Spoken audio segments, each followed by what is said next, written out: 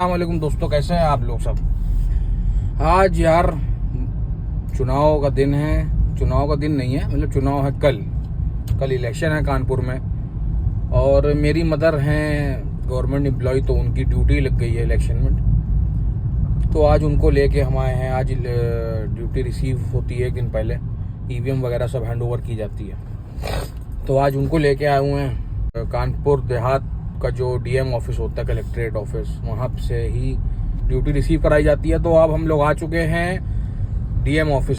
गर्मी तो भैया अपने उरूज पे है और बेतहाशा गर्मी है। बहुत हिम्मत वाला काम होता है जिनकी ड्यूटी लगी होती है और इतनी भीषण गर्मी में वो ड्यूटी करने जाते हैं, समझ लीजिए। ये सब बसेस लगी हुई हैं जिसमें टीचर्स वगैरह जो बैठ के जाते हैं, टीचर हो गया और भी ड्यूटी जिनकी लगी होती है चुनाव में। देखना किस तरह से गर्मी में बेचारे परेशान हो गए बैठे।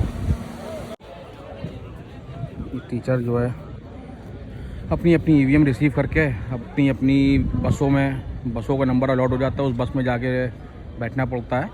उसके बाद वो बस आपको जो है आपके स्कूल जहाँ पे भी जिस भी जगह पे आपकी ड्यूटी अलॉट हुई होती है वो वहाँ पे आपको ड्रॉप करती है। जिन जिन लोगों की ड्यूटी लगी है वो सब इन्हीं में बैठ के जाएंगे। अब गर्मी अपने शदीद उफान मार रही है गर्मी तो। और आज हम लोगों को पता था कि टाइम टेकिंग प्रोसेस होता है, तो मेरी मदर घर से खाना वाना सब लेके आई थी। अम्मा मेरी मदर क्या इंग्लिश बोलने जाता, तो मेरी अम्मा जो है खाना वाना सब लेके आई थी। तो खाने में लेके आई है मेरी मम्मी, रोटी है और यहाँ पे भिंडी है और उसमें अंदर करेला वगैरह अपने लिए लेके आई है। करेला तो हम खाते नहीं हैं, तो घर की बनी रोटी, घी लगी हुई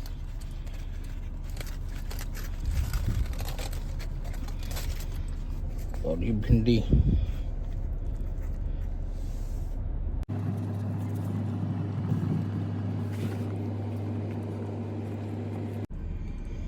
ऐसे सब माहौल में बैठ के और घर का बना हुआ खाना जब टिफ़िन में पैक होके आता है बाहर खाने में, उसका मज़ा अलग ही होता है, चाहे जितना सादा खाना हो।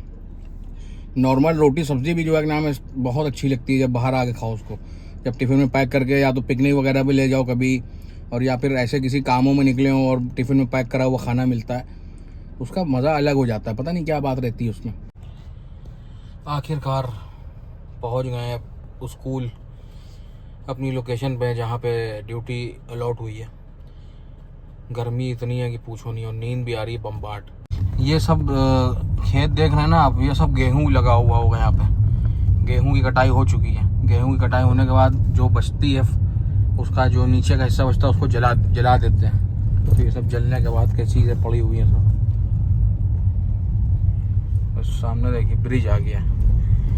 गाँव में ब्रिज को बोलते हैं बम्बा, जिसके नीचे से नहर जारी होती है। और दूर दूर तक हरियाली हरियाली, फ्रेश एयर। ये है गांव का माहौल। और इसको बम्बा बोलते हैं गांव में, जिस पुल के नीचे से नहर बहती है उसको बोला जाता है बम्बा। सुकून का माहौल दिख रहा है यहाँ पे। और इस गांव में ईंटें बनाने की फैक्ट्री, भट्टा जिसको कहा जाता है, ईंटें बन रहे हैं यहाँ पे।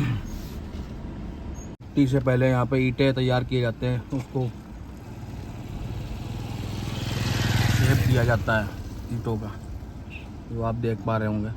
ये ऐसे मिट्टी से तैयार होके उसके बाद यहाँ पे ईंटों को पक्का किया जाता है आग में। ये धुआं निकलता हुआ देख रहे हैं।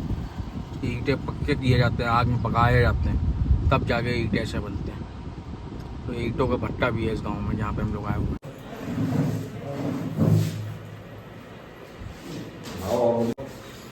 तो मेरे भाइयों, मेरे दोस्तों, ये है वो स्कूल जहाँ पे ड्यूटी लगी है हमारी मम्मी की। ये है यहाँ का माहौल। धूप अपने चरम सीमा पे है, गर्मी करी हम है। और यहाँ पे होगा चुनाव कल, यहाँ पे वोटिंग होगी। और ये रूम्स हैं जहाँ वोटिंग अंदर होगी। लेकिन हमको एक बात ये समझ में आती है, और सरकार से हमारी ये गिला है कि ये जो सरकारी स्कूल होते हैं, तो सरकार इनको एक प्राइवेट स्कूल के जैसा क्यों नहीं बना पाती है। मतलब यहाँ की बिल्डिंग हो गई या यहाँ का माहौल हो गया, और यहाँ की हर चीज़ को वो क्यों कॉम्पिटिटिव नहीं बना पाती एक प्राइवेट स्कूल के जैसा। एक प्राइवेट स्कूल के जैसा कॉम्पिटिटिव आखिरकार सरकारी स्कूल क्यों नहीं बन सकता है। हमको ये बात नहीं समझ में आती क्यों सरकार इन चीज़ों पर ध्यान नहीं देती है।